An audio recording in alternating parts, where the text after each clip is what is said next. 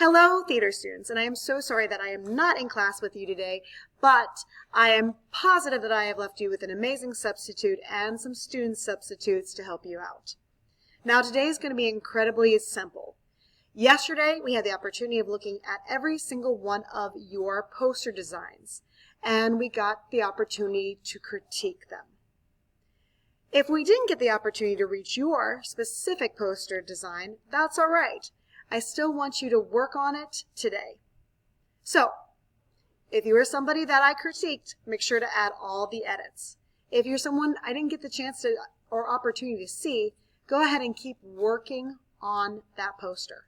Remember, every poster will be critiqued as of Monday next week, and all final drafts of your posters will be due on Tuesday.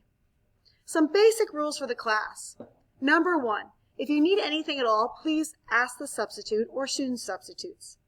Number 2, this is a sit-down day. There's no reason to be up and moving around, but if you need to go to the bathroom, grab something from your backpack, or anything else, please just mention it to the substitute.